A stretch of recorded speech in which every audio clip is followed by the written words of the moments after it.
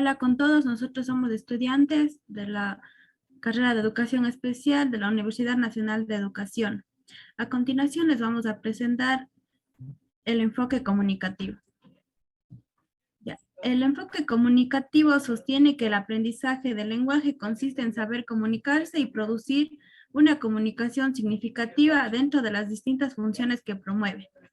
El enfoque comunicativo favorece que la enseñanza y aprendizaje se base en la práctica de 4 habilidades lingüísticas que se mantienen en el proceso comunicativo. Estas son leer, hablar, escribir y escuchar. Los antecedentes del enfoque comunicativo surgió en el año 70 gracias a los esfuerzos de algunos lingüistas británicos para demostrar la necesidad de desarrollar la competencia comunicativa, además de la competencia lingüística. El doctor James relaciona la competencia con el saber hablar, cuándo no y de qué hablar. ¿Y en qué forma? Se refiere no solo a lo gramatical, sino a lo socialmente apropiado.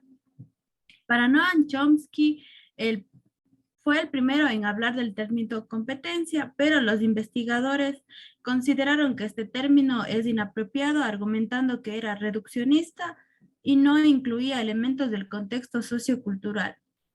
El enfoque comunicativo trata de formar un alumnado capaz de usar la lengua de manera apropiada.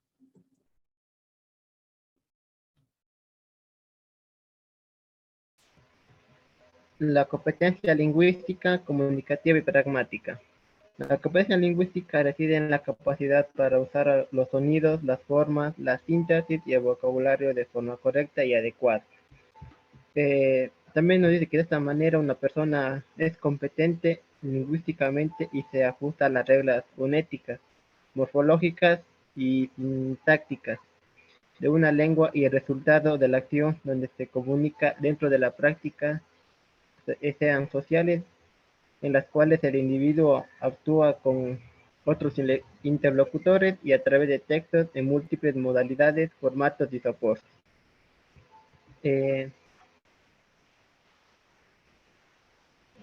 ¿Puedo pasar?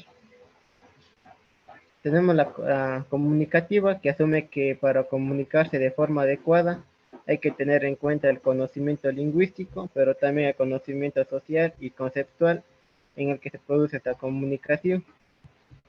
Esta dice que también es la habilidad de comunicar bien y de ser entendido y entender a los demás, de ser estructural este proceso para establecer las relaciones sociales con sus semejantes, donde se integra la correcta escucha, la lectura, la expresión oral y escrita.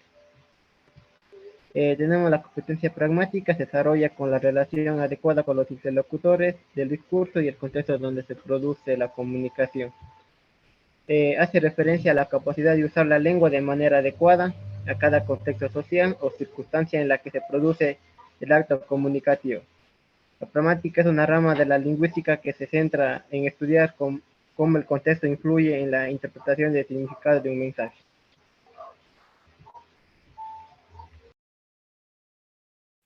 El enfoque comunicativo en la actualidad. Un enfoque comunicativo debe partir de las necesidades comunicativas del estudiante y dar respuestas a las mismas. El enfoque comunicativo es una propuesta didáctica para la enseñanza de las lenguas y de la literatura, que subraya como objetivo esencial de esta educación lingüística y literaria la mejora de dicha competencia comunicativa de los alumnos, es decir, de su capacidad para comprender y producir enunciados adecuados, con intenciones diversas de comunicación en contextos comunicativos heterogéneos. De esta manera, la competencia comunicativa propuesta como el eje principal de la enseñanza en el enfoque comunicativo, integrando una serie de competencias que no solo se deben de poner en práctica en el aula, sino se deberán aplicar en situaciones de uso en la vida real. Como segunda opción tenemos se considera el aula como el lugar en donde se realiza una parte importante de la producción lingüística real de los alumnos. Este es el espacio ideal para guiarlos hacia la completa integración de la competencia comunicativa en su persona. Así, para el enfoque comunicativo, el actor principal es el alumno, porque se convierte en el centro de atención en quien se verá reflejado el aprendizaje, y junto con el profesor constituyen el binomio necesario para que se dé el proceso de enseñanza-aprendizaje significativo. En la escuela se generarán una serie de intercambios lingüísticos, los cuales pueden presentarse en diferentes formas, como el texto y el discurso, que se deberán transmitir a los alumnos una información coherente, con cohesión aceptable, relevante y capaz de relacionarse con otra información previa o posterior. En el salón de clase, el alumno y el maestro están utilizando constantemente estrategias que conducen a contextualizarlo todo de la mejor manera posible para que encaje y tenga sentido. Sin embargo, el objetivo último del enfoque comunicativo es que esos aprendizajes sean llevados a la práctica en la vida. La última nos dice, la tarea del destinatario consiste pues en intentar reconstruir en cada caso la intención comunicativa del emisor, de acuerdo con los datos que le proporciona su inferencia. La pragmática incluye asimismo elementos extralingüísticos como emociones, deseos, inquietudes, gestos, movimientos, etc. Cualquier acontecimiento comunicativo está regido por una serie de componentes que integran reglas y normas de uso de la lengua. Aunque en este apartado se ha abordado el aula, la figura del alumno y su interacción con el profesor, no hay que dejar de lado los alcances sociales más amplios que el enfoque comunicativo tiene. Es así como el enfoque comunicativo tiene sus prioridades, que la enseñanza sea más significativa que informativa. Esto es, que la información proporcionada por los maestros sea aplicada a contextos y situaciones reales de uso concreto.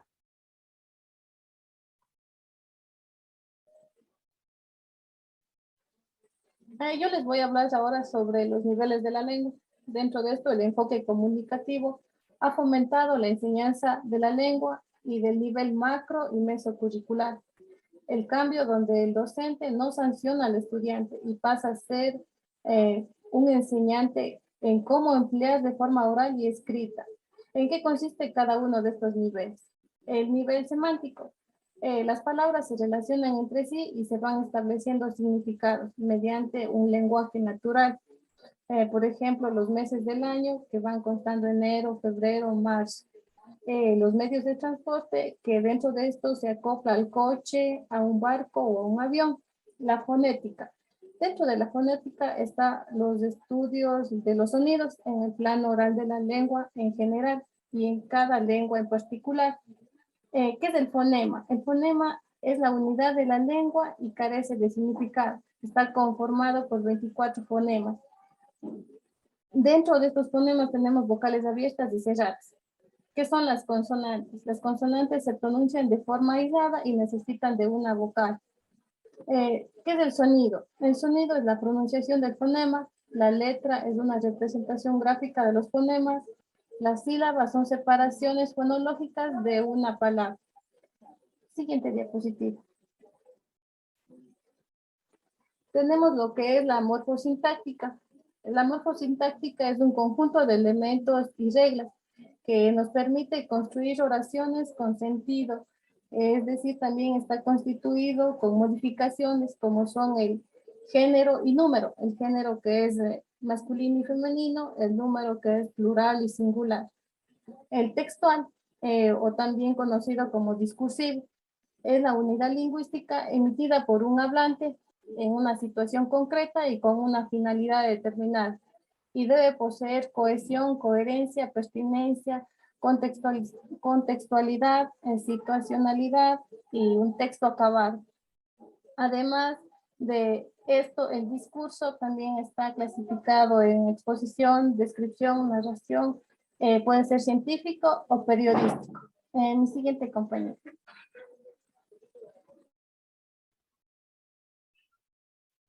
Diferencia entre la lengua escrita y oral. Cada una de ellas tiene sus propias características.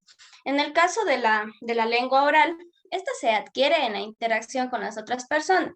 Es de manera natural, por ello es más fácil adquirirlo que en la escrita, porque basta con formar parte de una comunidad.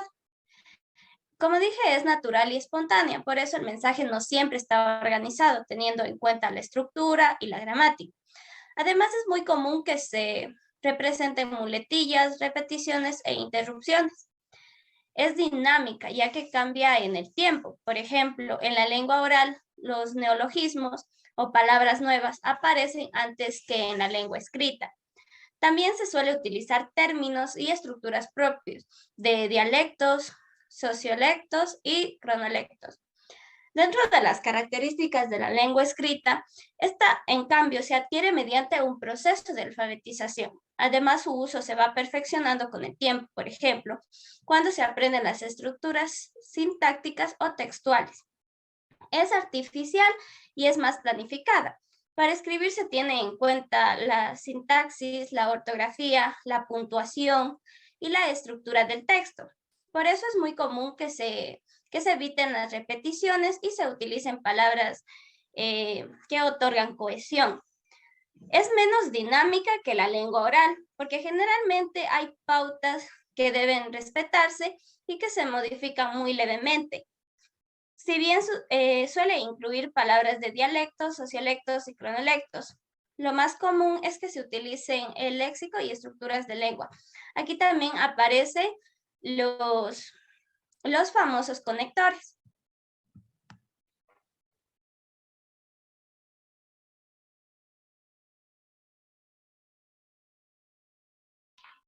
A continuación les voy a hablar sobre las funciones de la lengua. Para que un mensaje pueda llegar a su destino es necesario un código lingüístico, es reglas de combinación de cada lengua general.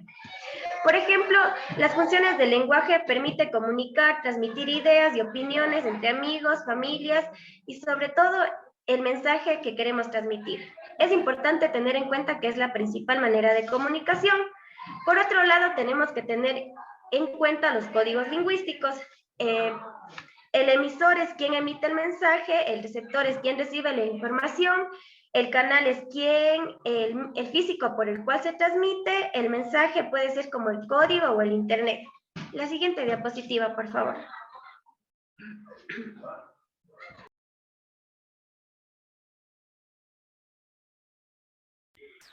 En este modelo tiene 6 funciones del lenguaje. A continuación les voy a hablar sobre la función emotiva, o también conocida como expresiva o sistemática. La función emotiva permite transmitir sentimientos, emociones, estados de ánimo del emisor. Por ejemplo, qué lindo día que está hoy. Te quiero, la situación del país cada vez está más difícil. La función apelativa, o también conocida como conativa, sucede cuando el emisor emite el mensaje, el cual espera una respuesta, es decir, una acción por parte del receptor. También podemos decir que es cuando incita o influye en hacer algo, por ejemplo, lavaste los platos o qué vas a hacer el fin de semana. La función referencial o representativa o informativa, el emisor tiene como intencionalidad elaborar mensajes, ideas de acuerdo al contexto que nos rodea. Por ejemplo, exponen hechos que suceden, es decir, que su factor es el contexto temático. Por ejemplo, mañana no hay clases. A continuación les voy a hablar sobre la función metalingüística. La función metalingüística se refiere a la propia lengua, es decir, que se refiere al código. Por ejemplo, veo es la forma de la primera persona del singular del verbo ver. O también filosofía significa amor por el conocimiento. Tenemos también la función fática. La función fática, o también conocida como de contacto, está enfocada mediante el canal comunicativo entre el receptor y emisor. También sirve para iniciar o mantener o poner fin a una conversación. Por ejemplo, nos vemos, de acuerdo. Y por última tenemos la función poética, o conocida como estética. Esta está presente en los textos literarios o en las publicidades, el cual utiliza figuras retóricas y busca efecto en la forma. Por ejemplo, el que parte y reparte se queda con la mejor parte, el invierno ha llegado.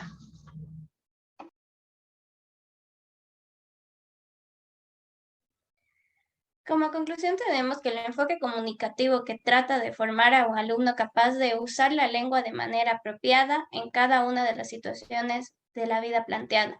Dicho enfoque sería el enlace tan buscado entre sociedad y lengua. Gracias.